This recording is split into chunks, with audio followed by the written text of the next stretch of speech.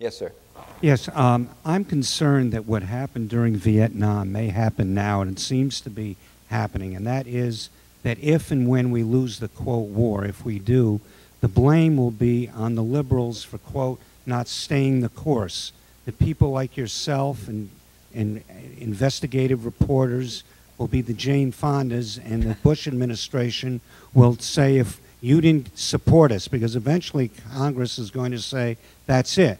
So the blame will now fall on the, quote, liberals, for want of a better word. How do we avoid that happening, that turn will take place? You know, it's interesting you say that, because precisely this issue was raised by one of my friends inside. That's one of the things that they are actively talking about, of how to construct it in such a way that it becomes an issue of the Democrats not supporting the war, and not so much the press, but it was the Democrats. And they're trying to construct a way so the Democratic Party is left holding the bag. I can tell you one thing that we really ought to be thankful for, and I know this sounds strange, but I'm becoming more and more convinced, thank God Kerry didn't win. Because I think what we have to do is we have to bottom this out with this guy. We have to go to the very bottom. We have to go to $100 oil, and you're gonna see you're gonna see we have some great enemies in the world. We have Venezuela, Chavez, who produces 2 million a day. The Iranians produce 4 million a day.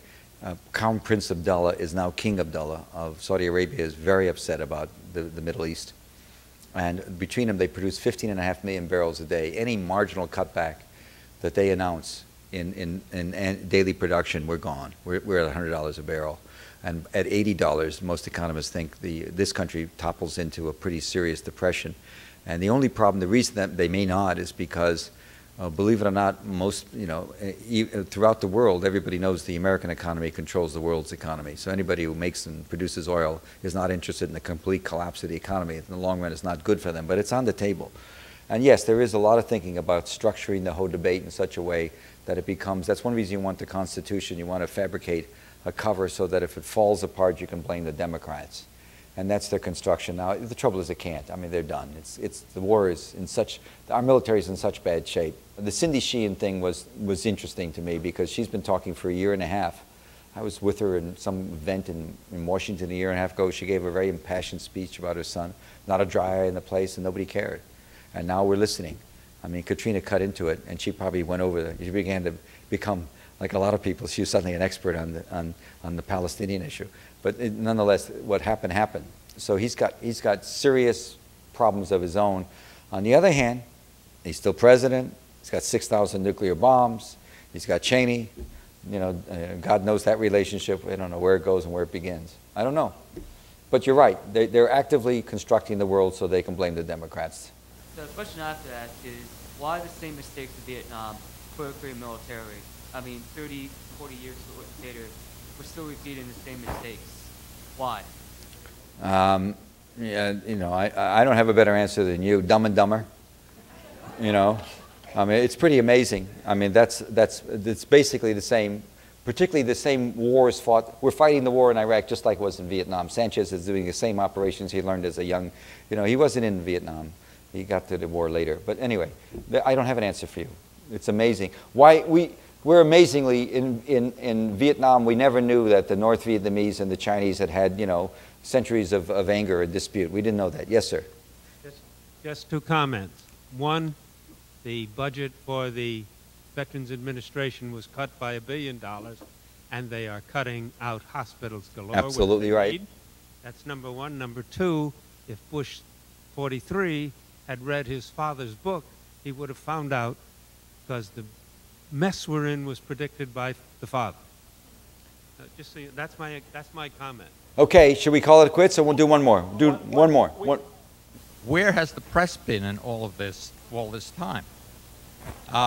It seems to me that the major media has ignored all of these problems, has gone along with all of the lies, and continues to do so.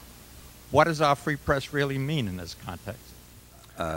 It's one of those questions that leads me to I don't want to get self-serving. You know, I'm not here brushing snow from my mantle. You know, but Mild newspaper really took a horrific dive after 9/11, and I worked at the New York Times for 9, 10 years. I could not understand how they could let the president get away with what they did and not hold him to a more reasonable standard. And I can tell you the same thing in the Washington Post. It's one of the more shocking things. Well, they've tried to come to grips with it, and they still haven't. So we've got some, you know, I think 9/11 scared the hell out of everybody, that's all, including the press. Let's do your question. I mean, there's no real answer for that question. I'm sorry, Well, we'll have to ask outside. No, he's a student. He's a student. right. Are you a student? Yeah, I am. Oh, you got standing then. Let's go. And I think that as college students, the youth has a responsibility to be agitators for change. And I just think that, or maybe I could get your opinion on what someone with your experience and your job would recommend for us to do. Oh man, get involved politically. Next year is the congressional election. And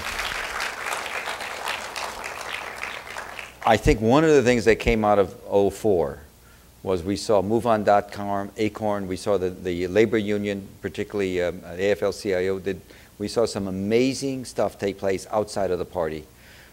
Yes, the Democratic Party is here to stay, but I think the people should not necessarily let them decide who's going to run against the candidates in every congressional race. I think the people have to have more of a say. This party has to be opened up in some way.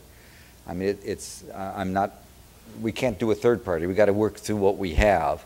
I will tell you this, you know, I'm one of those people that was around, as I mentioned, in Vietnam. I cut my teeth on the Vietnam War, and I quit as a reporter, and I went to work for Eugene McCarthy in 1967 late because he was the only guy willing to stand up against President Johnson on the war.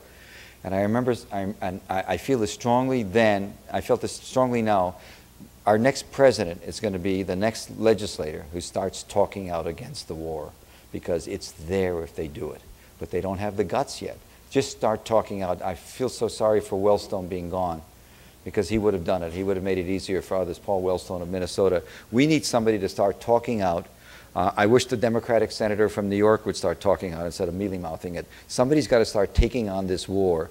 And I think it's time for Bill Clinton to stop collecting money for the president and start talking about the war too. Let's go. You do your question. Actually, it was a wonderful question because you're on just the same page as the president. We've heard what legislators should do and what students should do. They could get involved in the next election. And the president asked, we have questions here really of our deep national security as we go forward as a future. So what should we as a university, do you have any thoughts on what we as a university should do to be preparing people to do this all better? Oh, yeah? As somebody who felt that, and has always felt that often education is wasted on the young because, you know, people tend to not start reading earlier. I think what's happening tonight is interesting. I would also push, I